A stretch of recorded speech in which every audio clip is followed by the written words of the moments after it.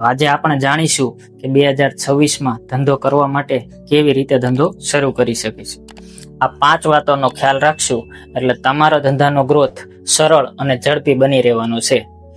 તો ધ્યાનથી સાંભળજો, આ કઈ 5 બાબત છે। પહેલી બાબત છે તમારો શોખને જ તમારો ધંધો બનાવો।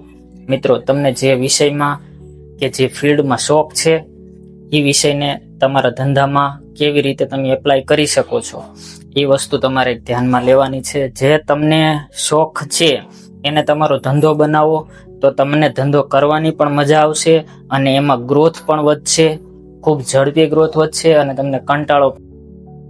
વાત કરીએ બીજા પોઈન્ટની, તો રિસર્ચ કરવું।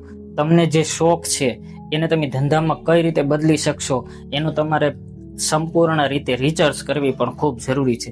રિસર્ચ કરવાથી શું થશે કે તમને જે ફિલ્ડ ગમે છે એ ફિલ્ડમાં તમે કઈ રીતે એને ધંધામાં બદલી શકશો એ ખૂબ મહત્વનું છે અને એ ધંધામાં ગ્રોથ કઈ રીતે તમે મેળવી શકશો એના માટે તમારે રિસર્ચ કરવી ખૂબ જરૂરી છે।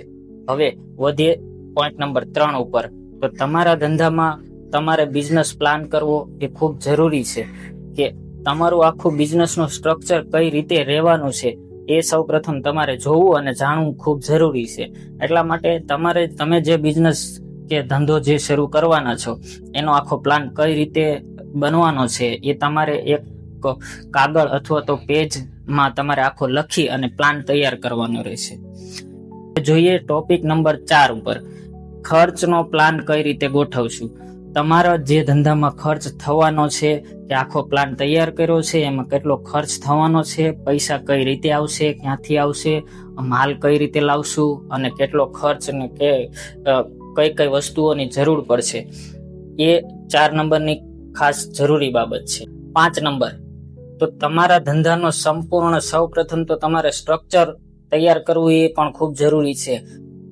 જેમ કે તમે જે ધંધામાં છો એ ધંધામાં તમારે કયા કયા મશીનરીની જરૂર પડવાની છે, તમે માલ ક્યાંથી લાવવાના છો અને કઈ જગ્યાએથી કેટલામાં માલ તમને મળવાનો છે, તમે કઈ રીતે સપ્લાય કરવાના છો, કે તમારા ગ્રાહકો કેવા હશે, તમને ગ્રાહકો ક્યાંથી મળવાના છે અને તમે માલ કઈ રીતનો કેવી પ્રોડક્ટ કે સર્વિસ સેલ કરવાના છો એનું સ્ટ્રક્ચર પણ તમારે નક્કી કરવું એ પણ ખૂબ જરૂરી છે।